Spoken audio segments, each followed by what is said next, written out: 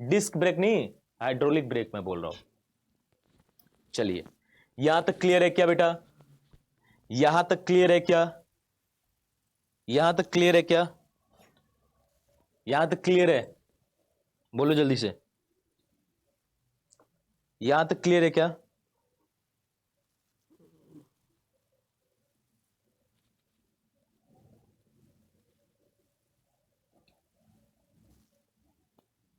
बेटा जितना प्रेशर मिल रहा है ना यहां पर लिक्विड में, लिक्विड को उतना प्री प्रेशर से दबा रहे हो ना, तो ये पूरा लिक्विड में उतना ही प्रेशर यहां पर क्या होगा, ट्रांसमिट होगा, इसको बोल रहा है।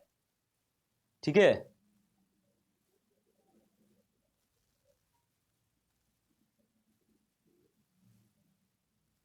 गाड़ियों में आती है हाइड्रोलिक ब्रेक, भारी भारी वाहनों में जो है, भारी भारी वाहनों में जितनी होती है ना, सब में हाइड्रोलिक ब्रेक आती है। ठीक है बेटा,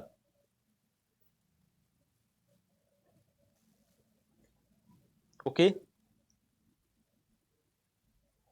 ये जो पीडीएफ है बेटा, ये वाला पीडीएफ ऑलरेडी आपका अपलोडेड है जनरल प्रॉपर्टीज ऑफ मैटर्स के नाम से, फिजिक्स नोट्स में। फिजिक्स नोट्स में सबसे ऊपर जाओगे, फिजिक्स नोट्स होगा, उसमें आप स्लाइड करते हुए नीचे जाओगे ना, तो जनरल प्रॉपर्टीज ऑफ मैटर्स के नाम से ये पीडीएफ ऑलरेडी सेव है।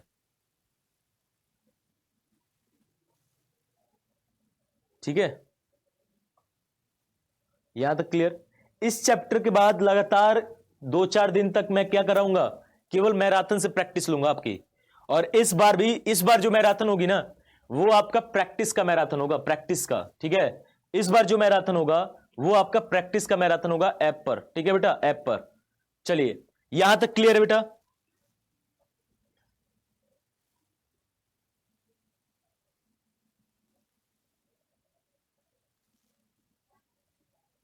अरे भारी वाहन में क्या हो जाएगा, बस ट्रक वगैरह यही सब होगा ना, और क्या होगा भारी वाहन में?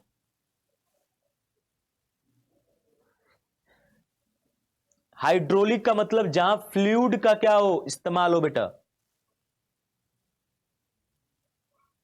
चलिए, ठीक है, ओके बेटा। आ जाइए, अब नेक्स्ट जो है नियम है ना, बहुत ही शानदार वाला, बायोंट फोर्स यानी उत्प्लावन बल। तगड़ा सा अब स्टार्ट हो रहा है एक नया सा सेक्शन। अभी तक आपने देख लिया सब, पास्कल तक क्या था, प्रेशर प्रेशर आपने देख लिया। अब आपको क्या देखना है, नया सा चीजें पढ़नी है जो इस बार आपको नया सीखने को मिलेगा। बायोंट फोर्स यानी उत्प्लावन बल क्या होता है भाई? बायोंट फोर्स यानी उत्प्लावन बल क्या होता है? बोलिए, बायोंट फोर्स यानी उत्प्लावन बल क्या होता है, बताइए। बायोंट फोर्स यानी उत्प्लावन बल, बायोंट फोर्स या उत्प्लावन बल, इसे क्या कहते हैं बेटा? तो देखो, कोई भी वस्तु को, ठीक है, याद रखिएगा, कोई भी वस्तु को अगर आप किसी लिक्विड में डुबोते हो, कोई भी वस्तु को अगर आप किसी लिक्विड में डुबोते हो, ठीक है, कोई भी वस्तु को अगर आप किसी लिक्विड में डुबोते हो, यानी किसी भी द्रव में अगर आप क्या करते हो बेटा, डुबोते हो, तो लिक्विड के द्वारा उस वस्तु पर ऊपर की ओर जो है एक फोर्स लगाया जाता है। लिक्विड के द्वारा वस्तु पर जो है ऊपर की ओर क्या किया जाता है, वस्तु पर ऊपर की ओर एक फोर्स लगाया जाता है।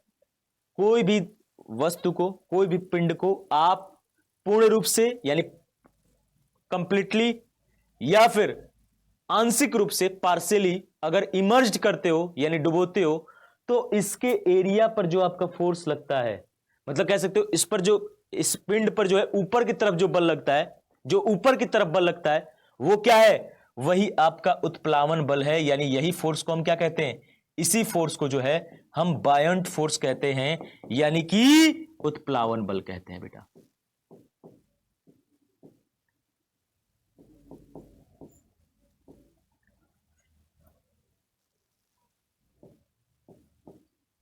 उत्प्लावन बल कहते हैं। अब आप लोग ने सुना होगा ना ये, कि भाई साहब अगर कुआं में गिरोगे तो गंगा मैया 3 बार, मतलब कुआं मैया जो है 3 बार उछालती हैं ऊपर की तरफ, गंगा जी में गिरोगे तो गंगा मैया जो है 3 बार जो है आपको उछालती हैं ताकि बच जाओ, मतलब वो जीवन दान देती हैं। तो भाई साहब ये ऐसा कुछ नहीं है, आप गिरोगे तो आप पर एक अपथ्रस्ट फोर्स लगता है जिसके कारण आप कभी भी ऊपर आते हो। ठीक है, लेकिन इसका मतलब कहीं भी नहीं है कि हमारे कुआं मैया या फिर हमारी गंगा मैया जो है हमारे पर ऊपर की तरफ जो है वो फोर्स लगाती हैं और वो जो है आपको ऊपर भेजती हैं। ऐसा कुछ नहीं, आप किसी भी जगह गिरोगे, अगर आपका इसमें भी कंडीशन है कि कब आप ऊपर कैसे आओगे कैसे नहीं जाओगे, वो भी है, लेकिन आपको अगर ऊपर आते हो तो किसके कारण आते हो? आप आते हो बायोंट फोर्स के कारण, ना कि कुआं मैया के कारण। ठीक है बेटा, ना कि कुआं मैया के कारण। क्लियर? तो इस बात को आपको याद रखना है। समझ में आया बायोंट फोर्स क्या है?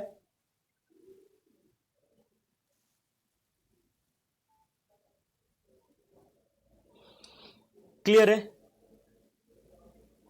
हर जगह बायोंट फोर्स लगेगा शिवम, हर एक वस्तु पर लगेगा। अब उसमें आएगा, अभी पढ़ाऊंगा कि कौन सा वस्तु डूब जाएगा, कौन सा वस्तु तैरेगा। बायोंट फोर्स सब में लगने वाला है, लेकिन कौन सा वस्तु तैरेगा कौन सा डूब जाएगा वो अभी मैं आपको बताने वाला हूं। ठीक है?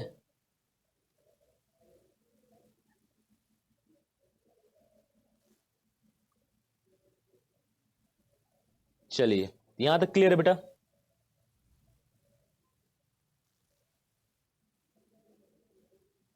जय कुआं मैया की।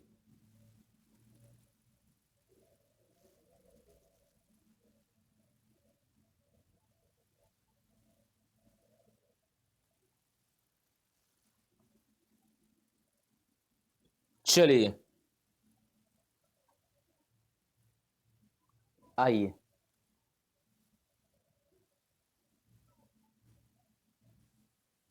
चलो अब इधर आ जाओ। क्लियर है? अब नेक्स्ट जो लॉ है वो है आर्किमिडीज का सिद्धांत। अब इसमें देखो थोड़ा सा, इसमें और कुछ सीखने को मिलेगा। क्या कहता है आर्किमिडीज बाबा? आर्किमिडीज बाबा क्या कहते हैं भाई? कहते हैं कि कोई भी सॉलिड बॉडी को अगर आप होली या पार्शियली इमर्ज करते हो, यानी आंशिक रूप से या पूर्ण रूप से जो है अगर आप उसे डुबोते हो, तो उसके भार में कुछ कमी आता है। उसके भार में कुछ कमी आता है, तो वो कमी कितना आता है इसके बारे में जो है आर्किमिडीज बाबा ने एक प्रिंसिपल दिया था बेटा। ठीक है? ठीक है, इसके बारे में क्या किया था आर्किमिडीज ने? एक प्रिंसिपल दिया था, बहुत ही प्यारा सा प्रिंसिपल। क्या कहा है उन्होंने? कहा कि भैया देखो, कोई भी बॉडी हो उसको या तो पार्शियली यानी कि आंशिक रूप से डुबो रहे हो, या फिर कंप्लीटली इमर्ज्ड कर दे रहे हो, पूर्ण रूप से डुबो रहे हो, तो उसके भार में कुछ कमी आता है बेटा। अब उसके भार में जो कमी आता है वो किसके बराबर होता है? तो उस वस्तु के द्वारा हटाए गए पानी के भार के बराबर होता है। यानी कह सकते हो the weight loss is the weight is equal to the weight of liquid displaced by the body. उस पिंड द्वारा हटाए गए, मतलब जितने एरिया वो एक्वायर करेगा उतना दूर का पानी हटाएगा ना, उस पानी के भार के बराबर जो है आपका भार लॉस होता है। अब आप कहोगे, आपको खुद लगता होगा, आप कभी पानी से बाहर रहते होगे, पानी के अंदर जाते ही आप हल्का महसूस करते होगे, आराम से इस पैर को ऊपर फेंक देते होगे, आराम से इस पैर को ऊपर ऐसे कर देते होगे। यस और नो? यस। अरे गंगा जी में गए हो कभी? अरे नदी में गए हो किसी भी, यमुना जी, गंगा जी, यमुना जी का तो हाल ऐसा हो गया कि लगता है नाला बह रहा है यहां दिल्ली में। दिल्ली में इतना गंदा काला पानी एकदम, यमुना जी की हालत इतनी गंदी कर दी है ये लोग, दिल्ली के लोग, कि भाई साहब क्या ही बोला जाए। तो कभी गए हो ऐसे नहाने, तो आपने देखा होगा कि आराम से उसमें बॉडी का मूवमेंट, आप आराम से देखो, इधर से ऐसे करने में भाई साहब बहुत बल लगेगा, लेकिन पानी में एकदम ऐसे करोगे ना, ऐसे स्विंग करोगे पूरा एकदम खटाखट जो है, और आराम से एक बार में ऐसे उछलोगे ना तो थोड़ा ज्यादा हाइट तक। क्यों? क्योंकि इसमें आपका वेट थोड़ा सा क्या हो जाता है, कम हो जाता है बेटा। वेट थोड़ा सा क्या हो जाता है बेटा, कम हो जाता है। क्लियर? हल्का सा महसूस करते होगे पानी के अंदर। ठीक है? गुलाम अंसारी नाले में नहाए हैं सर? हाँ, नाले में ही नहाओगे तुम। ठीक है? गधे, नाले में नहाए।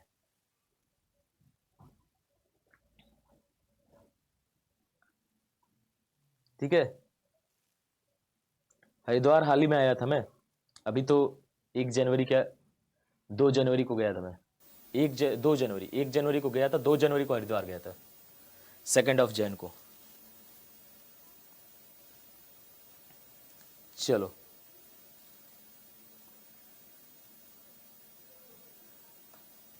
अभी बता रहा हूं क्यों, क्या डूबता है क्यों नहीं डूबता है, अभी बता रहा हूं। ठीक है बेटा? अब आता है कि उस भार में कमी कितने आएगा सर। ठीक है? मान लो जैसे क्या हो रहा है, कि उस भार में कमी कितना आएगा, ठीक है, उस भार में कमी कितना आएगा, तो उस भार में जो कमी होता है वो रो जी वी के बराबर हो जाता है बेटा। किसके बराबर हो जाता है? रो जी वी। कैसे सर? देखिएगा, मान लो इस बॉडी का वेट पहले कितना था भाई, तो इस बॉडी का वेट जो है, मान लो इस बॉडी का वेट जो है कितना था, इस बॉडी का वेट W था। जैसे ही इसे मैंने क्या किया, एक लिक्विड में डुबोया, तो क्या हो गया, एक लिक्विड में डुबोऊंगा तो इस बॉडी का, देखो एक लिक्विड में मैंने पार्शियली इसे इमर्ज किया। अब देखो इस बॉडी को मैंने जैसे ही डुबोया, अब इसकी वेट कितनी हो जा रही है, अब इसकी वेट W डैश हो जा रही है। यानी क्यों कमी आ रही है, क्योंकि ऊपर की तरफ क्या लग रहा है, ऊपर की तरफ जो है एक उत्प्लावन बल लग रहा है, यानी बायोंट फोर्स लग रहा है, नीचे इसका mg लग रहा है।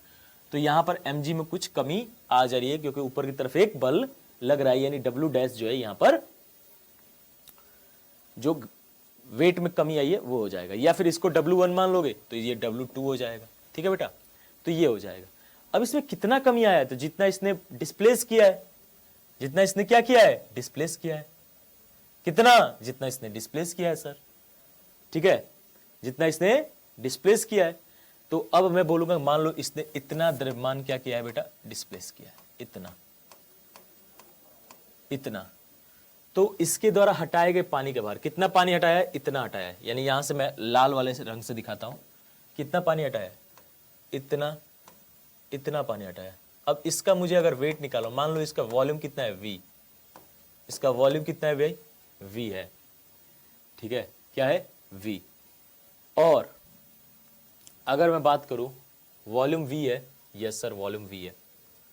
वेट होता क्या है, वेट होता है mass into gravitational acceleration, mg। अब आपसे मैं पूछूंगा कि बेटा अगर मैं बोलूं कि डेंसिटी इक्वल टू क्या होता है, तो आप बोलोगे सर मास अपॉन वॉल्यूम होता है। वॉल्यूम तो इसका V है, यस सर। मुझे मास निकालना है, तो मास इक्वल टू क्या हो जाएगा, मास इक्वल टू हो जाएगा rho V। Yes sir, no, yes.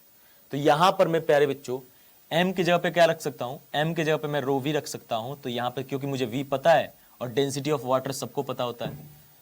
अब यहां से मुझे मास तो पता नहीं था, तो यहां से रो Vg।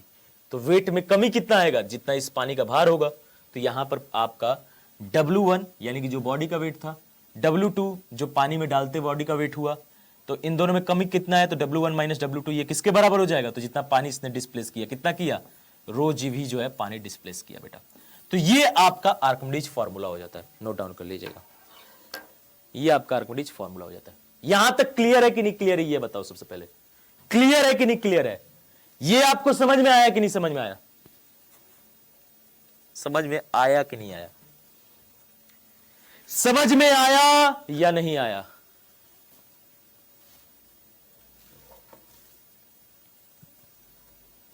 समझ में आया कि नहीं?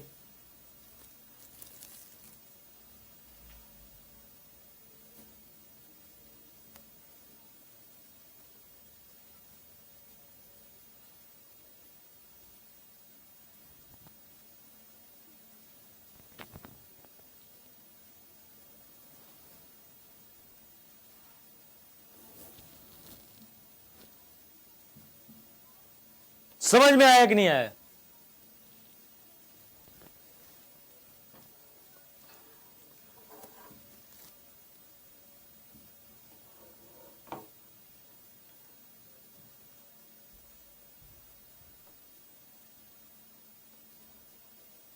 क्लियर है?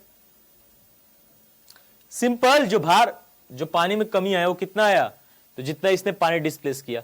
अब ये पानी के अंदर इतना डूबा हुआ है तो इतना ही डिस्प्लेस करेगा। हाँ, इसका वॉल्यूम मान लिया V, पानी मान लो इसका वेट कितना होगा, mg, यानी इतने द्रव्यमान, इतने वॉल्यूम का जो द्रव्यमान होगा m होगा। अब मुझे ये पता है कि डेंसिटी होता है मास अपॉन वॉल्यूम, तो मास क्या हो जाएगा, रो V हो जाएगा। तो यानी ये m के जगह पे मैं रो V रख सकता हूं। तो पानी में जो कमी आया है, सॉरी मतलब पानी जितना हटाया है उसका वेट कितना हो जाएगा, रो Vg। तो आर्किमिडीज तो यही कहते हैं कि किसी भी बॉडी को अगर आप पार्शियली या फुली इमर्ज करते हो तो उसके भार में कमी आएगा, उसके भार में जो कमी आएगा उसके द्वारा हटाए गए पानी के बराबर होगा, उसके द्वारा हटाए गए द्रव के वेट के बराबर होगा। तो द्रव का वेट कितना है, इतना, तो इनमें कमी कितना रहा, द्रव के वेट के बराबर। बात खत्म, ये आपका आंसर हो जाएगा, ये आपका फॉर्मूला हो जाएगा। अब यहां से एक तो हो गया ये आर्किमिडीज फॉर्मूला, आपको याद रखना है। हाँ, एक आर्किमिडीज प्रिंसिपल कहां कहां यूज होता है, इसको भी आपको याद रखना है बेटा, इसको भी आपको दिमाग में रखना है कि आर्किमिडीज प्रिंसिपल जो है कहां कहां आपका यूज होता है। आर्किमिडीज प्रिंसिपल जो है कहां कहां यूज होता है। जैसे पहला, आर्किमिडीज प्रिंसिपल का यूज कहां होता है बेटा, तो आर्किमिडीज प्रिंसिपल का यूज याद रखिएगा, डिटरमाइनिंग टू रिलेटिव डेंसिटी, यानी सापेक्ष घनत्व तो निकालने के लिए, किसी भी पदार्थ के सापेक्ष घनत्व को निर्धारित करने के लिए किसका यूज होता है, तो आर्किमिडीज प्रिंसिपल का, यानी आर्किमिडीज के सिद्धांत का उपयोग होता है बेटा। याद रखिएगा, आर्किमिडीज के सिद्धांत का उपयोग होता है किसी भी वस्तु के सापेक्ष घनत्व को निर्धारित करने के लिए। नेक्स्ट, आर्किमिडीज प्रिंसिपल का और यूज कहां होता है बेटा, तो जब सबमरीन्स और मतलब डूबे ना वो, तो सबमरीन और जितने भी हमारी शिप्स होते हैं, पानी के जहाज जो होते हैं, उनके डिजाइनिंग में, पानी के जहाज या फिर सबमरीन, इनके डिजाइनिंग में भी आर्किमिडीज प्रिंसिपल का यानी आर्किमिडीज सिद्धांत का उपयोग किया जाता है जहाज और पनडुब्बियों के निर्माण में। इसके अलावा भाई, इसके अलावा सबसे प्यारी बात क्या है कि याद रखिएगा, हाइड्रोमीटर, हाइड्रोमीटर किसके लिए उपयोग किया जाता है बेटा, तो हाइड्रोमीटर एक ऐसा उपकरण है जो किसी भी वस्तु का क्या डेंसिटी बताए, किसी भी लिक्विड का, किसी भी लिक्विड का क्या, किसी भी लिक्विड का जो है डेंसिटी बताता है, घनत्व बताता है, किसी भी लिक्विड का वो घनत्व बता देगा, यानी डेंसिटी बता देगा। तो हाइड्रोमीटर जो कि यूज होता है किसके लिए, डेंसिटी ऑफ द लिक्विड, यानी कि आपका कोई भी तरल का, मतलब कोई भी द्रव का घनत्व बताने के लिए यूज होता है। वह किस पर बेस्ड होता है बेटा, तो वो आर्किमिडीज प्रिंसिपल पर बेस्ड होता है। यानी हाइड्रोमीटर किस पर बेस्ड है, हाइड्रोमीटर जो है, हाइड्रोमीटर जो है वो आपका आर्किमिडीज प्रिंसिपल पर बेस्ड है, आर्किमिडीज प्रिंसिपल पर बेस्ड है, याद रखिएगा, आर्किमिडीज प्रिंसिपल पर बेस्ड है। Next, lactometer is used for determining, lactometer किसके लिए, तो ये बच्चा बच्चा जानता है, लैक्टोमीटर जो है प्योरिटी ऑफ मिल्क, दूध की शुद्धता मापता है। क्या मापता है बेटा, दूध की शुद्धता मापता है। तो लैक्टोमीटर किसके लिए यूज किया जाता है, लैक्टोमीटर जो है आपका दूध की शुद्धता के लिए, यानी प्योरिटी ऑफ मिल्क, दूध की शुद्धता मापने के लिए किया जाता है। यह भी किस पर बेस्ड है, यह भी आपका आर्किमिडीज प्रिंसिपल पर बेस्ड है। तो इन बातों को दिमाग में रखना है, रिलेटिव डेंसिटी के लिए, सबमरीन और शिप के डिजाइन के लिए, आपके हाइड्रोमीटर के डिजाइन के लिए, और लैक्टोमीटर के, लैक्टोमीटर पर, यानी हाइड्रोमीटर लैक्टोमीटर किस पर बेस्ड है, आर्किमिडीज प्रिंसिपल पर बेस्ड है। शिप सबमरीन को डिजाइन करने के लिए आर्किमिडीज प्रिंसिपल, रिलेटिव डेंसिटी यानी सापेक्षिक घनत्व को, अपेक्षिक घनत्व को निकालने के लिए, किसी भी वस्तु के अपेक्षिक घनत्व को निर्धारित करने के लिए किसको उपयोग किया जाता है, आर्किमिडीज प्रिंसिपल का। तो इन चार मुख्य बिंदुओं को आपको जो है याद रखना है। क्लियर है यहां तक,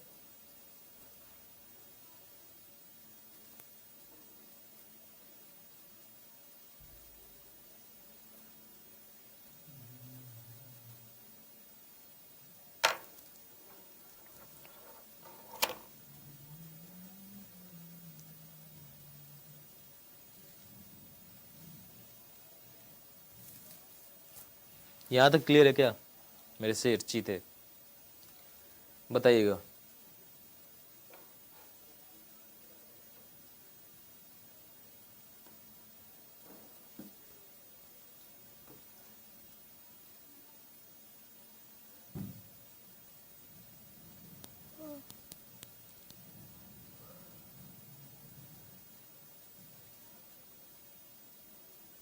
चलिए, बहुत शानदार।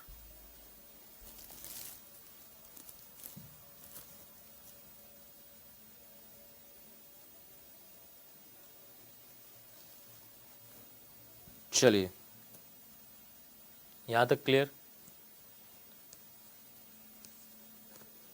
यहां तक क्लियर है क्या,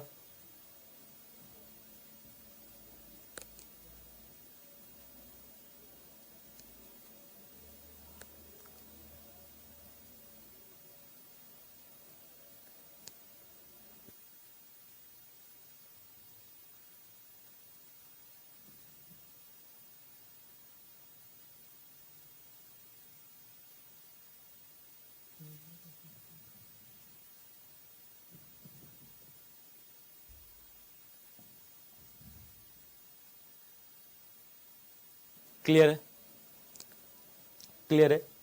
प्रिंसिपल ऑफ फ्लोटेशन यानी तैरने का सिद्धांत,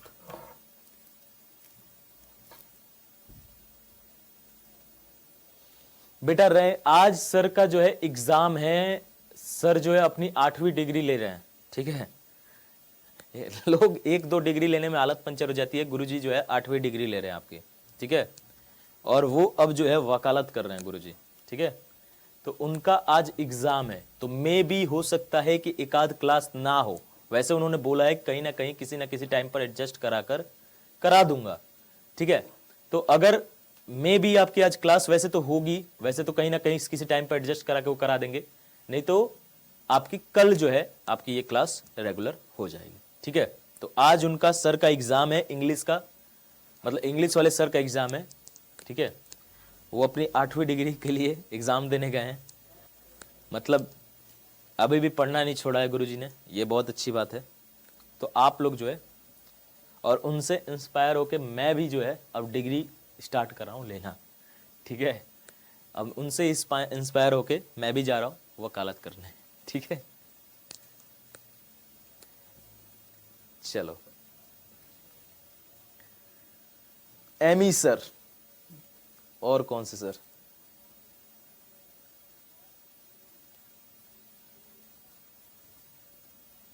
चलिए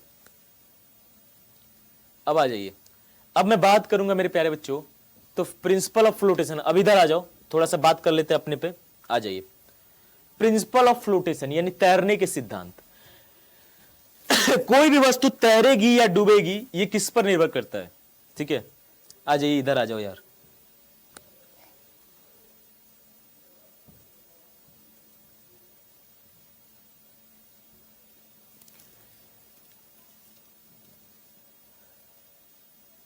अबे इधर ध्यान दे दोगे?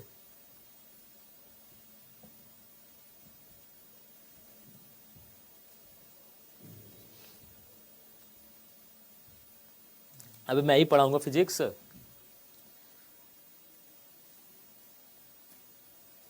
चलो अब आ जाओ।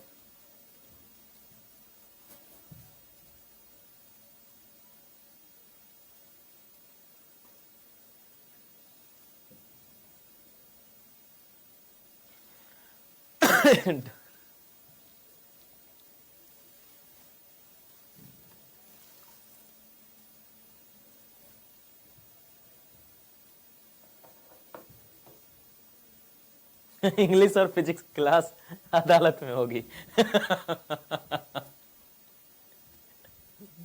जज साहब, यू नो आर्किमिडीज प्रिंसिपल क्या कहता है कि जो वेट में कमी होगी वो रो जी के बराबर होगी, रो जी वी के बराबर होगी। ये मुजरिम बिल्कुल फिजिक्स नहीं जानता, इसे जो है फांसी की सजा दी जाए, ठीक है।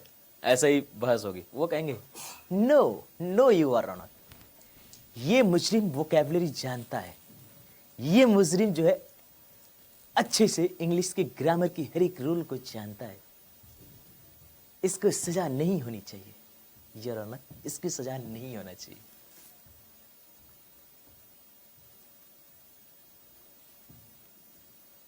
है ना? आ जाओ इधर, अब आ जाइए। देखिए कोई भी वस्तु डूबेगा या तैरेगा वो किस पर निर्भर करता है, तो देखो कोई भी वस्तु अगर वो पानी में है तो उस पर दो ही प्रकार के फोर्स लगते हैं। अगर कोई भी वस्तु मान लो ये अगर पानी में होगा, कोई भी वस्तु अगर पानी में होगा तो उस पर दो ही प्रकार के फोर्स लगेंगे। कौन कौन से? देखो इस पर दो ही प्रकार के फोर्स लगेंगे। कौन कौन से? एक इसका वेट, खुद का वेट जो है नीचे की तरफ, यस और नो? यस, यानी वेट ऑफ ए बॉडी, वस्तु का भार, और किधर लगेगा बेटा? डाउनवर्ड लगेगा। किधर लगेगा? डाउनवर्ड यानी नीचे की तरफ। और एक इस पर लगेगा क्या? एक इस पर लगेगा ऊपर की तरफ, अपथ्रस्ट फोर्स। क्या? Upthrust force. एक इस पर लगेगा अपथ्रस्ट फोर्स यानी ऊपर की तरफ। कौन सा? अपथ्रस्ट फोर्स कह लो या फिर बायोंट फोर्स कह लो, ठीक है। और किधर लगेगा बेटा? तो ऊपर की तरफ। किधर? अपवर्ड, ऊपर की तरफ लगेगा बेटा। अब याद है कि कोई भी वस्तु पे दो ही बल लग रहे हैं, हाँ भाई। तो जो डूबे या तैरे उसके लिए रिस्पॉन्सिबल कौन होगा? उसके लिए रिस्पॉन्सिबल यही दो बल होंगे। इस पिंड पर देखो ना, पानी में जब ये जा रहा है तो इस पर लग ही रहा है दो बल। एक नीचे की तरफ वेट, अगर डूबेगा तो अपने वेट के कारण, और ऊपर की तरफ जो इसे उठाना चाह रहा है, जिसको आप कहते हो गंगा मैया की शक्ति है, ये मैया की शक्ति है, कुआं मैया की शक्ति है, वो शक्ति एक जो है बायोंट फोर्स, जो इसे किसी भी पिंड को ऊपर की तरफ उठाता है। ठीक है, ये सुनो।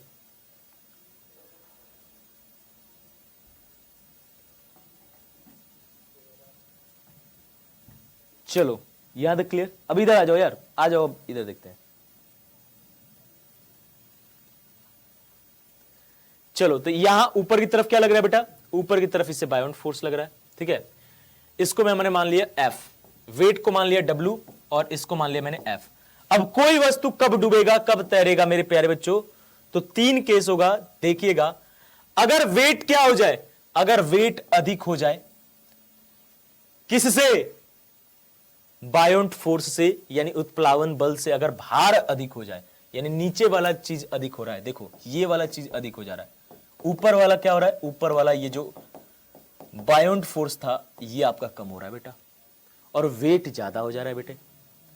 यानी यानी यानी यानी यानी यानी यानी ये नीचे वाला बल जो है इसे नीचे नीचे नीचे नीचे लेते आएगा, डुबो देगा। यानी यहां पर क्या हो जाएगा, वस्तु सिंक कर जाएगा। जाहिर सी बात है, नीचे वाला बल ज्यादा है तो नीचे ही जाएगा वस्तु, यानी सिंक ही करेगा। अगर दोनों बराबर हो जाए तो, अगर दोनों बराबर हो जाए, यानी जितना वेट है उतना ही बायोंट फोर्स ऊपर की तरफ लग जाए बेटा, जितना वेट है उतना ही बायोंट फोर्स क्या हो जाए, उतना ही बायोंट फोर्स ऊपर की तरफ लग जाए, जितना इसका वेट है उतना ही बायोंट फोर्स ऊपर की तरफ लग जाए। तो सुनो, अगर ऐसा कंडीशन होता है मेरे प्यारे बच्चों, जितना वेट है अगर उतना ही बायोंट फोर्स ऊपर की तरफ लग जाएगा, तो सुनो अब देखो, जितना इसका वेट था और वेट ये इसके नीचे लाना चाहेगा, बायोंट फोर्स को ऊपर लाना चाहेगा, तो ये क्या कर जाएगा, ये कंप्लीटली इमर्ज्ड होके तैरेगा। क्या तैरेगा, लेकिन इसका जो टोटल वॉल्यूम है वो पानी के अंदर होगा। ठीक है, याद रखिएगा, टोटल जो इसका आयतन होगा ना वो पानी के अंदर होगा। क्यों, क्योंकि इसका पूरा वेट जो है, पूरा वेट जो है वो बायोंट फोर्स के बराबर होगा, तो आपका ये कंप्लीटली इमर्ज्ड होकर तैरेगा। यानी द बॉडी फ्लोट्स, यानी कि पिंड जो है तैरेगा, लेकिन पूर्ण रूप से उसका पूरा आयतन जो है, बॉडी का पूरा आयतन जो है लिक्विड के अंदर होगा। ठीक है ना, तो पूर्ण रूप से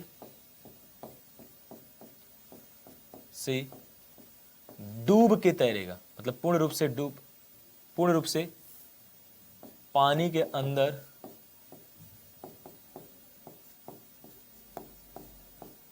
आकर तैरेगा।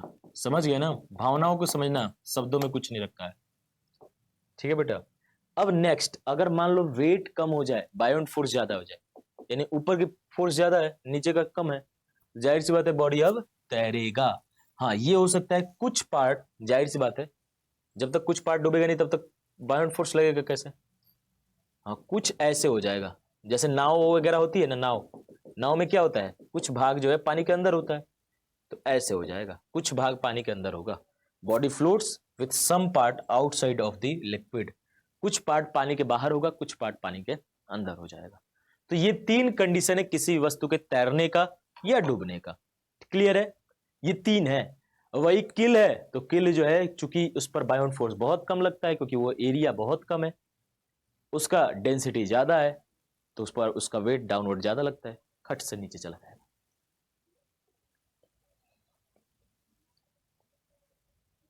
सर एक्सपेरिमेंट करके बताइए, अभी गाड़ी रहती तो फिर ले चलता कैमरा लेके, कैमरा के एडिटर से आपको बैठा लेता पीछे गाड़ी पर, ले जाता गंगा जी, डूब के दिखाता तुम्हें, है ना।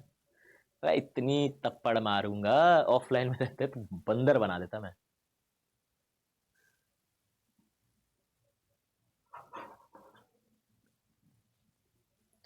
वो सब यार देखो, वो लोग सिद्ध पुरुष थे। अगर हम बात करें राम सेतु, सॉरी आप राम सेतु की बात कर रहे हैं कि सर वो पत्थर कैसे तैर रहा था, तो यार वो अलग लोग हैं, मतलब वो सिद्ध लोग हैं। उनके पास कई ऐसी, आप ही अगर आपके अंदर कोई अवगुण ना हो तो आपके अंदर वो सब चीजें पावर आएंगी, समझ गए। तो वो अलग चीजें हैं, वो मतलब कंपेयर आप उन चीजों को साइंस से तोल ही नहीं सकते। साइंस यार हमारे लिए जानने के लिए दुनिया को काफी है।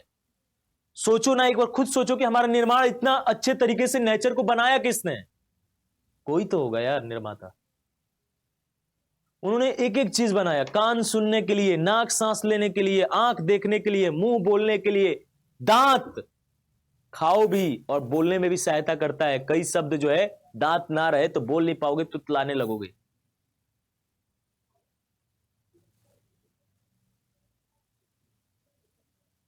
समझ रहे हो?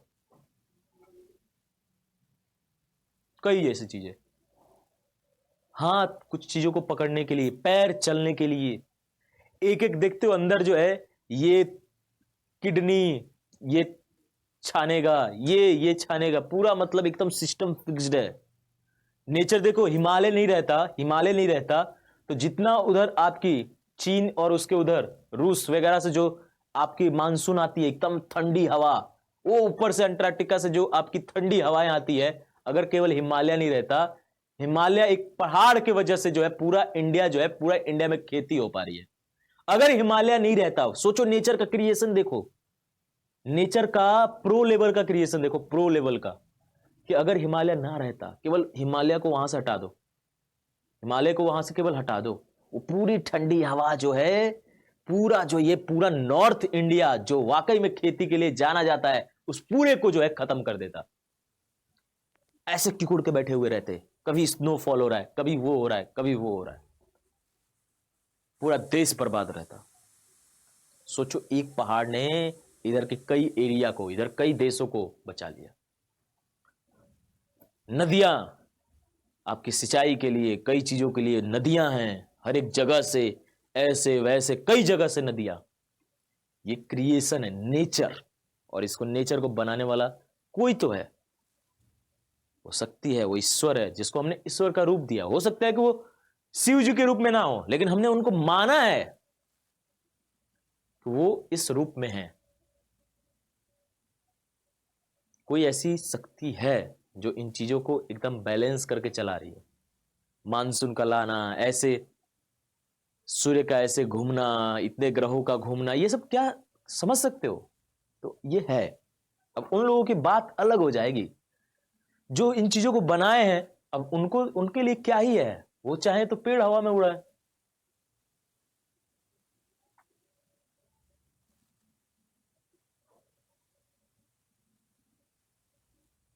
चलिए,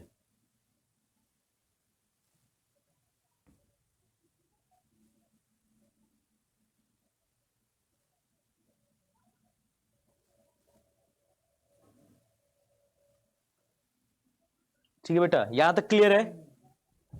चलिए, यहां तक क्लियर है?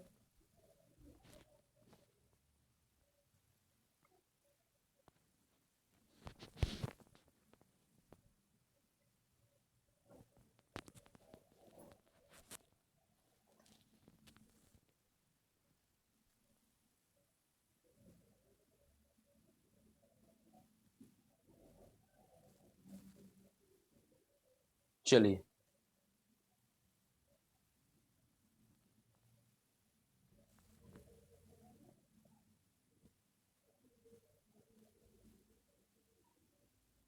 सुनो, आप जो है कहते हो कि बॉडी सर क्यों तैरती है। आपने कभी अगर देखा होगा कि जब वो हो जाता है ना, तो पूरी बॉडी, जब कहते हो कि सर स्व तैर जाता है लेकिन जिंदा व्यक्ति डूब जाता है, जिंदा व्यक्ति डूब जाता है, तो पोजीशन पर बड़ा डिपेंड करता है। वही नाव को अगर मैं तिरछा ऐसे घुमाऊं तो नाव क्या होगी, डूबेगी। नाव को अगर मैं, नाव ऐसे घूमती है, ठीक है, ऐसे जा रही है, उसको ऐसे घुमाओ ना, कहो कि ऐसे जाए, ऐसे क्या घूम पाएगी, जा पाएगी? नहीं, डूबेगी। सेम जब मनुष्य आपका डेड हो जाता है तो पूरे अच्छी तरह से कंप्लीटली, और इसका हेड क्या होता है, हेड जो है डाउन हो जाता है, और पैर क्या होता है, हल्का सा ऊपर रहता है। तो टोटली क्या कर सकते हो कि अपथ्रस्ट फोर्स इस समय जो है पूरे उसके वेट के बराबर हो जाता है। ठीक है, वो एरिया ज्यादा ले रहा है तो वहां पर वो तैरने लगता है। वैसे ये क्वेश्चन कभी आपके पूछेगा नहीं, पूछेगा तो इन सब क्वेश्चन से पूछेगा। ऐसा कुछ फालतू सा क्वेश्चन जो है केवल व्यक्तिगत तौर पे पूछे जाते हैं, कि एग्जामों में नहीं पूछे जाते हैं। यहां तक क्लियर है क्या बेटा? चलो, यहां तक क्लियर है क्या बच्चे? अब मैं आपको दो कॉन्सेप्ट आज पढ़ाने वाला हूं। एक कॉन्सेप्ट आज आपको मैं पढ़ाने वाला हूं, और वो है यहां तक तो हमने बायोंट वगैरह सब देख लिया, ठीक है, यहां तक तो हमने इतना चीजें देख लिया।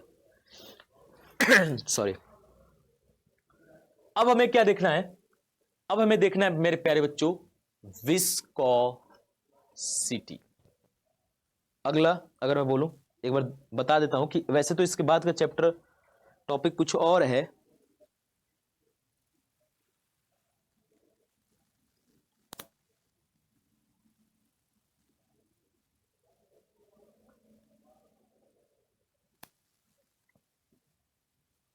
चलो इसके बाद ही का देख लेते हैं, इसके बाद उसको देखेंगे विस्कोसिटी को। चलिए इसके बाद के पीडीएफ को देख लेते हैं, ठीक है बेटा। तगड़ा तरीके से बढ़ रहे हैं हम इस चैप्टर को, इस हफ्ते में हम, मुझे लग रहा है कंप्लीट कर देंगे हम आराम से इस चैप्टर को। अगले इस वीक में हम कंप्लीट कर देंगे, इस वीक में आराम से कंप्लीट कर देंगे इस चैप्टर को, यानी मैकेनिक्स को कर देंगे द एंड। आ जाओ, नेक्स्ट टॉपिक है बेटा आइडियल लिक्विड। आइडियल लिक्विड किसे कहोगे? आदर्श तरल, बताओ।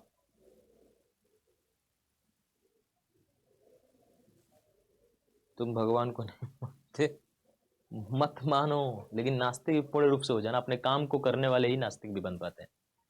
ईश्वर को एक नास्तिक व्यक्ति भी पसंद होता है, लेकिन कब? जब वो अपने कर्म को प्रधान माने। मुंह से नहीं बोलना है। हमारे यहां क्या है कि मुंह से बोलने वाले ज्यादा है, अपने कर्म पे एकदम पागलों की तरह लग जाओ, कोई दिक्कत नहीं है, तुम तो भी भला कर रहे हो, ठीक है, कोई इशू ही नहीं है। लेकिन अपने काम पे लगो तब पता चल रहा है कि काम 2 पैसे का नहीं, और बातें जो है सीधे विल क्लिंटन और अनिल अंबानी और टाटा, रतन टाटा से कम की हो ही नहीं रही है।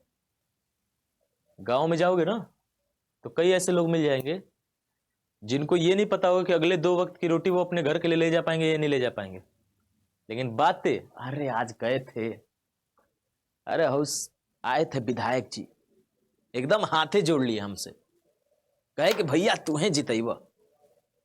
हमारे तरफ ऐसा होता है, मतलब भाषा भोजपुरी चलती है, भाई तुम ही जिताओगे, भैया तुम्हें जितैबा। वो तो पैरों पकड़ लेते हैं, वो जानते हैं ना हमें, भाई बहुत पुराना वर्चस्व है हमारा। और मतलब क्या बोलूं कि गांव में जो कुत्ता भी है वो भी भैं करके निकल जाता है उसके उस व्यक्ति के आगे से, वैसे व्यक्ति ऐसा बात करते हैं। तो मुंह में जो वर्ड निकल रहा है ना, इस वर्ड की कीमत होनी चाहिए। आप इस लेवल तक पहुंच जाओ कि जो वर्ड निकाल रहे हो उस पर सोचो और उस पर विचार करो, कोई भी आपका बात खाली तौर पर ना निकले, हल्का ना हो।